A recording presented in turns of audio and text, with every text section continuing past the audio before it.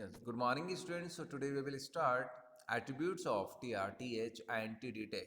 Okay, so TR is a table root, TH is a table header and TD is a table data. We already discussed in previous videos. So now यहाँ से सुनिए the columns and rows of a table can be merged to either form a single bigger cell. अगर हमें कोई multiple rows को या multiple columns को single cell में merge करना है तो हमें use करना पड़ता है call span and row span attribute. अगर रॉस को मर्ज करना है तो we use row span and columns को मर्ज करना है तो we use call span.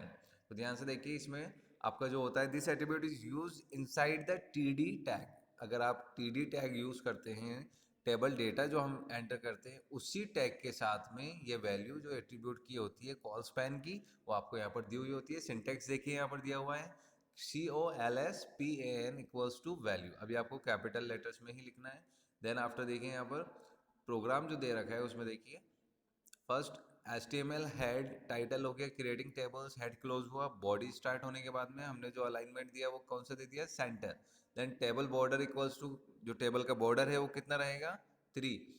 TR the roll number name age same वही प्रोग्राम है जो ऑलरेडी हमने पहले किया था. अब देखिए यहाँ पर TR के बाद में TD स्टार्ट हुआ, TD के अंदर कॉल स्पैन इक्वल्स टू 2 कर दिया है ना. 101 TD आशी ये वाला जो प्रोग्राम था हमारा. तो अब यहाँ पर देखिए क्या हो रहा है कि जो हमारी 101 रोज है वो क्या हो गई है यहाँ पर मर्ज हो गई है 2 में. यानी आपके जो नेम तक के 2 रोज थी वो आपके जो है मर्ज हो चुके हैं. तो यहाँ पर देखिए कॉल स्पैन का भी समझ में आ गया आपको.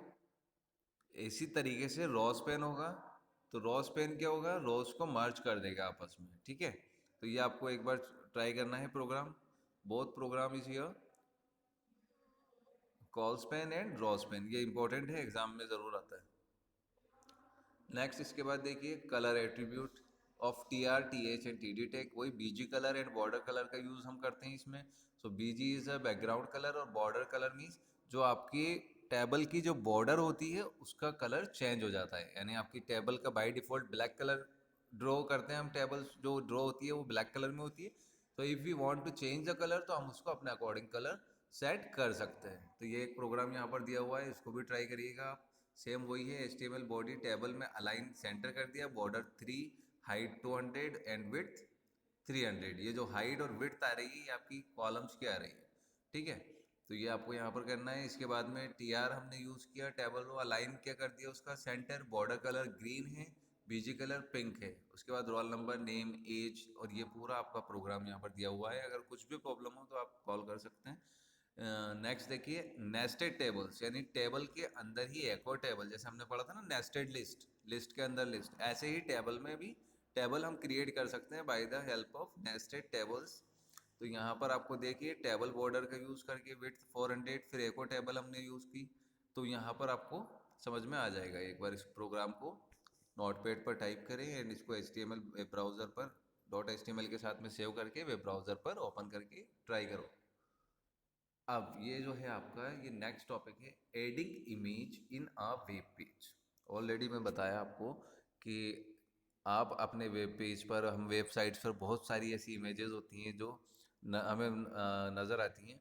कोई सी भी हम वेबसाइट पर जाएं तो वहाँ पर इमेज ऑडियो वीडियो कुछ मार्केट टूल्स के थ्रू वो जो स्लाइड्स रोटेट होती रहती हैं मूव होती रहती हैं तो वो सब चीज़ें आपके HTML के थ्रू ही क्रिएट की जाती है. सो इसमें सबसे पहले देखिए adding image in a web page कि वेब पेज पर हम इमेज को किस तरीके से ऐड करते हैं. तो सबसे पहले हमें एक टैग लेना होता है IMG टैग का और उसके साथ में बताना होता है उसका सोर्स कि भाई वो इमेज किस सोर्स से हमें मिल रही है यानी वो किस लोकेशन पर है या हम उसको अपने किसी सब फोल्डर से मोबाइल सॉरी कंप्यूटर में किसी फोल्डर से हम उसको यूज़ कर रहे हैं तो वो कहाँ उसकी लोकेशन है उसका सोर्स कहाँ पर है. Okay, so image source IMG and SRC is use to adding image in a web page. तो सबसे पहली चीज़ आपको यहाँ पर देखिए सिंटेक्स दिख रहा है कि सबसे पहले हम क्या लेते हैं IMG SRC इमेज सोर्स बोलते हैं इसको. सो image source name and location value. एक बार मैं इसको रीड कर देता हूँ, ध्यान से सुनिए. Image are very important to beautify और to improve the look of a page. Image also helps in depicting or illustrating many complex concepts in a simple way on a web page. Image can be inserted in a web page by using the img tag and src attribute of the image tag. The img tag is empty, which means that it contains attribute only and it has no closing tag. Okay img का कोई closing tag नहीं होता, हम इसको as it is start करते हैं और उसको ऐसे ही छोड़ देते हैं. तो ये एक तरीके का हमारा क्या हो गया, एम्प्टी टैग है. So to display an image on a page, you need to use the src attribute. src stands for source. अभी बताया आपको मैंने. The value of src attribute is the location or address of the image. जो source होगा आपका src का जो attribute रहता है वो क्या रहेगा, से जो location होगी या image का जो address होता है वो आपको यहाँ पर लिखना होता है, टाइप करना होता है. मीन्स आप अपने इमेज पे राइट क्लिक करेंगे तो वहाँ पर प्रॉपर्टी ऑप्शन आता है, उस प्रॉपर्टी ऑप्शन पर ही आपको यहाँ पर दे रखा है. ये एक्सेस पॉइंट यहाँ पर बता रखा है, एक्सेस पॉइंट में सारी डिटेल वही लिखी हुई है. राइट क्लिक करिए इमेज पर तो उसकी प्रॉपर्टीज़ में आपको उसकी लोकेशन मिल जाएगी. देन आफ्टर उसका नेम और उसका एक्सटेंशन, जैसे यहाँ पर इन्होंने लिख रखा है ना tulips.jpg, तो ये इस ट्यूलिप इमेज का नेम और उसका एक्सटेंशन है. तो इसी टाइप से आपको अपनी इमेज का एक्सटेंशन भी यहाँ पर डिफाइन करना होता है. और नॉर्मली HTML में PNG, JPG, JPG and GIF type की फाइल्स हम वेब पेज पर डिस्प्ले कराते हैं. ये प्रोग्राम दिया हुआ है नॉर्मली, ऑलरेडी हमने देखा है, एक बार शायद ट्राई भी किया हुआ आपने. Attribute of the IMG tag. अब IMG इमेज टैग के भी कुछ एट्रीब्यूट्स हैं. Width attribute, height, border, align attribute. तो ये सब क्या होते हैं आप ध्यान से सुनिए. बाय डिफ़ॉल्ट आपकी इमेज का साइज़ जो एक्चुअल साइज़ होता है ना, जो हमारे सिस्टम में सेव होता है, वही साइज़ वेब पेज पर डिस्प्ले होता है अगर हम सिर्फ IMG SRC का यूज़ करते हैं. बट अब मान लीजिए हमारी कंडीशन ये है कि भाई मैं जो है वेबसाइट पर मेरे जो वेब पेज है उसमें वो इमेज नॉर्मली एक कॉर्नर पर या सेंटर पर या उसकी हाइट या उसकी विड्थ में अपने अकॉर्डिंग सेट करूँ. ठीक है, तो हमें क्या यूज़ करना पड़ता है, उसके फिर एट्रीब्यूट्स जो इमेज IMG टैग के जो एट्रीब्यूट्स हैं वो हमें यूज़ करना पड़ता है. इसमें सबसे पहले देखिए width. So we can change the width of an image using the width attribute of the IMG tag. The attribute accept values in the pixels. अब ये जो एट्रीब्यूट है ये पिक्सल्स के अंदर वैल्यू एक्सेप्ट करते हैं. तो यहाँ पर आपने देखा विड्थ इक्वल्स टू वैल्यू, ये इसका सिंटैक्स है और इस सिंटैक्स के अकॉर्डिंग ही हम यहाँ पर ऐड करेंगे. ये देखिए यहाँ पर IMG SRC पूरा आपने पाथ यहाँ पर दे दिया, लोकेशन आपने बता दी, सोर्स कहाँ से मिल रहा है इमेज का, उसके बाद में विड्थ इक्वल्स टू हमने क्या कर दिया 250. तो जो हमारी इमेज का जो साइज़ था जो वेब पेज पर डिस्प्ले हो रहा था वो क्या चेंज हो गया यहाँ पर 250 उसकी विड्थ हो गई. बट बाय डिफ़ॉल्ट जो हमारा पहले वाला प्रोग्राम था इसमें क्या हो रहा है, पूरे वेब पेज पर यानी पूरे वेब ब्राउज़र पर वो इमेज डिस्प्ले हो जाती है उसके एक्चुअल साइज़ में. पर हम उसका साइज़ चेंज करना चाहते हैं तो हमें यहाँ पर एट्रीब्यूट का यूज़ करते हुए विड्थ एट्रीब्यूट का यूज़ किया तो उसकी विड्थ 250 हो गई. ठीक है, अगर कम इमेज का जो एक्चुअल इमेज ओरिजिनल इमेज आपकी विड्थ कम है तो वो यहाँ पर से बढ़ भी सकती है. Okay, height attribute. Height attribute का क्या होगा, हाइट आपकी जो इमेज की होगी वो चेंज हो जाएगी. सो विड्थ इक्वल्स टू 250 करा, हाइट भी हमने 250 कर दिया इस प्रोग्राम में. तो यहाँ पर आपको इसको ध्यान से देख लेना है और प्रैक्टिकल करेंगे तो नॉर्मली वन टाइम राइट करिए और उसी में चेंजेस करते रहिए. फिर बॉर्डर एट्रीब्यूट, अगर बॉर्डर एट्रीब्यूट का यूज़ करेंगे तो हमारी जो इमेज है उसके अंदर हम बॉर्डर को पुट कर सकते हैं. The border attribute enables you to put a border around the image. Align attributes enables you to specify the alignment of image such as left, right, top, bottom और center. So alignment हम कर सकते हैं image का left, right, top, bottom, center, है ना. तो ये आपको एक प्रोग्राम यहाँ पर दिए हुए हैं कि टॉप अलाइनमेंट के लिए क्या करना है, मिडिल अलाइनमेंट के लिए क्या करना रहेगा, बॉटम अलाइनमेंट के लिए क्या करना है. तो ये प्रोग्राम है, इनको आप नॉर्मली ट्राई करिए.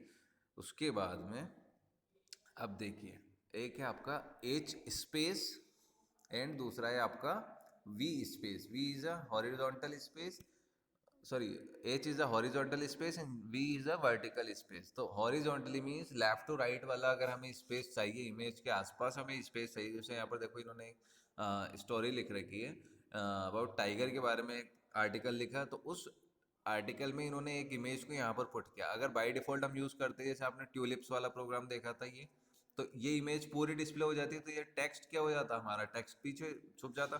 तो अब हमने क्या करा, हमारे वेब पेज पर जिस तरीके से हम उसको डिस्प्ले कराना चाहते हैं, इमेज उसमें ऐड करना चाहते हैं, तो वो इमेज का एक्चुअल साइज जो हमारी नीड है अकॉर्डिंग टू आवर सेल्फ हम उसको चेंज कर सकते हैं. तो यहाँ पर एक हॉरिजॉन्टली स्पेस मीन्स क्या हो रहा है कि जो इस इमेज के आसपास स्पेस आ रहा है, लेफ्ट टू राइट में जो स्पेस आ रहा है वो आपका हॉरिजॉन्टली स्पेस हो गया। तो हमारा जो टेक्स्ट है वो क्या हो रहा है, थोड़ा सा उस इमेज से मूव हो रहा है, थोड़ा दूर से उसको स्पेस छोड़ दिया उसने वहाँ पर। तो ये यहाँ पर प्रोग्राम है, इस प्रोग्राम को आपको नोटपैड पर ही ट्राई करना है।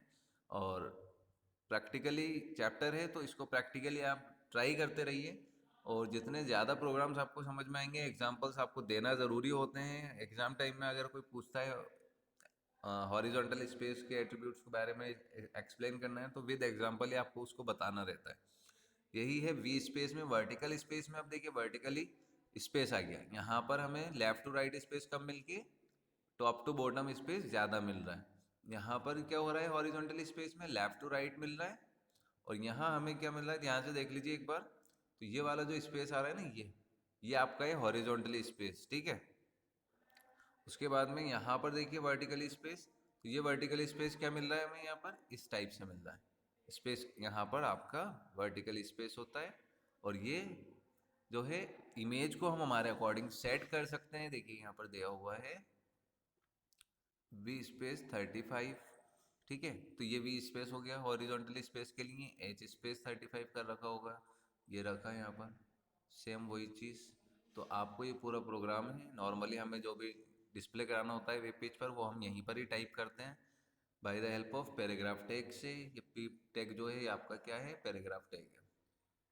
तो पैराग्राफ आपने टाइप कर लिया पूरा कि भाई टाइगर जो है वो एंडेंजर्ड एनिमल है, एंडेंजर्ड स्पेसीज है। तो ये पूरी चीज़ें आपको यहाँ पर एक्सप्लेन कर दी गई हैं। इसको आप ट्राई करिएगा, नोटपैड पर ही सारे प्रोग्राम्स करने हैं।